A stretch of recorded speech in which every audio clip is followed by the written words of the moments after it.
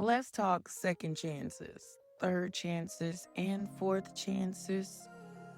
Sometimes, um, I'm not 100% sure why I feel like people be deserving second, third, and fourth chances. Like a person does have the ability to change, but when the writing is on the wall, what is it that we really doing, right?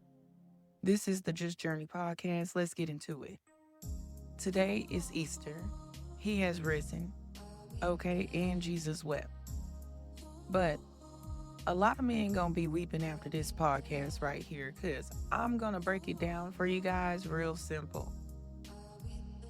When a woman has lost trust, when she has lost security, and when she has lost confidence in you, there's nothing that you could really do to kind of get those things back. Like, even if you got her back, you're not getting back the same person.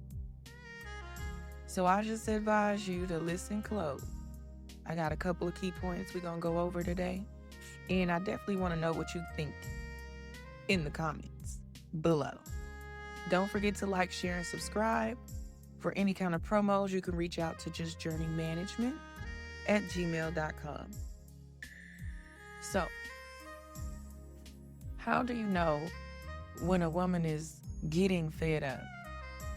It's not that we just leave and we don't want to be bothered out of nowhere. Sometimes it's little subtle signs. And sometimes it's just letting you know, hey, this isn't working for me. I don't like when you do that. The okay. I know y'all done ran into that okay. Play silly games. And guess what? You win silly prizes. And as you should. Because whose daughter did you think she was? Not every woman is out here under the notion that she has to be this strong woman, especially Black women. It kills me when people say, oh, she's a strong Black woman. Well, damn. When is she going to ever be able to just be a woman? And when is she ever going to be able to just have you as her strengths without having to be so, as they like to say, masculine, manly, aggressive? If you had more man in you, she wouldn't have to worry about being so masculine, mannish, aggressive. But a lot of men don't step into their role. Whatever you do to get her, you also have to do to keep her. It's not on her to keep herself when she's in a relationship with you. And communication lines should be there. That way there's no confusion. And, if you are religious, one of the things that you definitely have to keep in mind are the laws, the rules, the regulations around the dynamics of that relationship.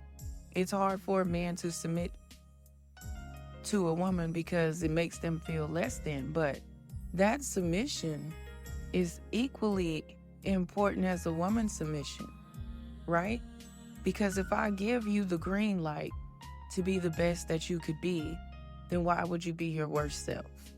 If I give you the green light to love me in a way that I want to be loved because I can explain to you what love means to me, then why would you not love me in that way?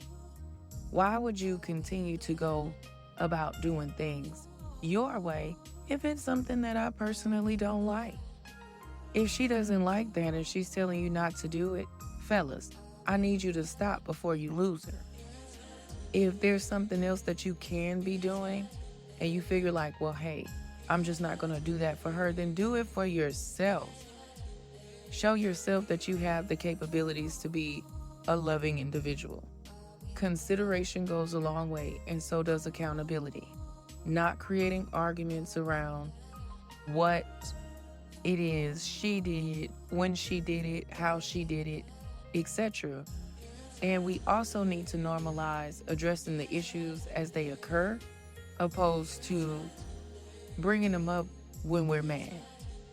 The easy thing to do is to place blame, point fingers, and play the tit for tat game. Because I noticed that people just like to be petty. Like, why are we being petty? We don't have to be petty with each other all the time, um, and play those type of games because it's ridiculous. Everybody wants to be grown, but we act so childish sometimes. We let people get us out of our character. We let people antagonize and intimidate us. And for what? What is the game? And then sometimes it could be a situation where two people are definitely not meant to be together, but for some reason they can't leave each other alone. And it's not a possessiveness or a control. I think it's a fear of being alone, right? But one of the things that I've learned is I can't be so quick to judge my own emotions, and I have to evaluate those often. And I think that on both sides of the spectrum, both man and woman could be a little bit better at that.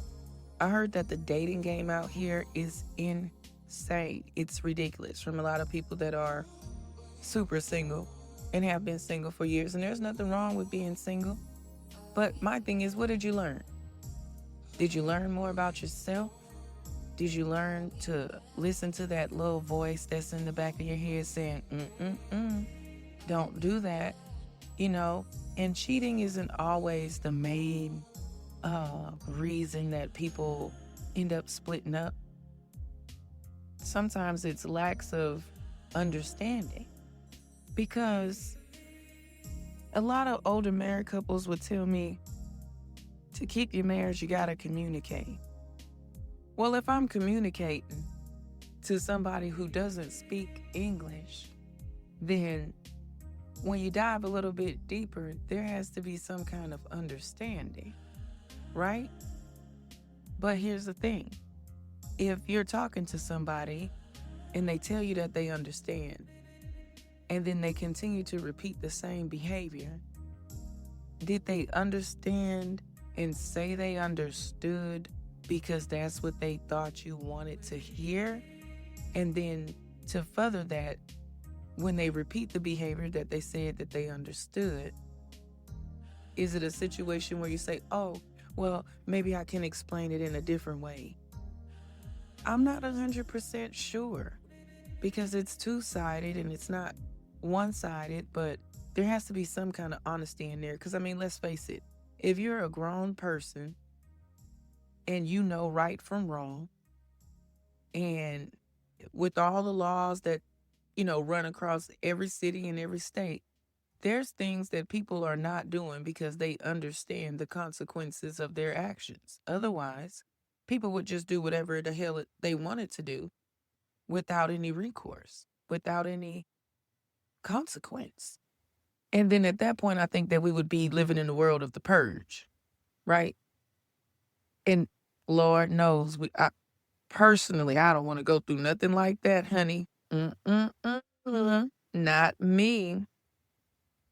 But I just wanted to open up and kind of let y'all know that when people are fed up, they're fed up. And sometimes when you play with people's emotions and their minds, you end up playing a very dangerous game.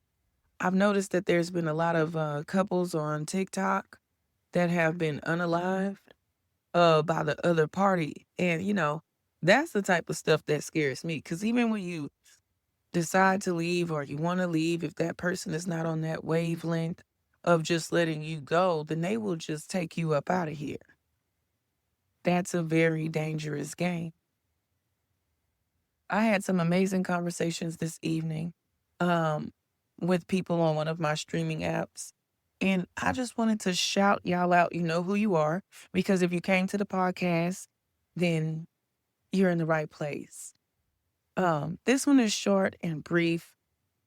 I thank you guys for tuning in. I'll be bringing more structure, more interviews, more laughs, jokes, and just good times. So thank you.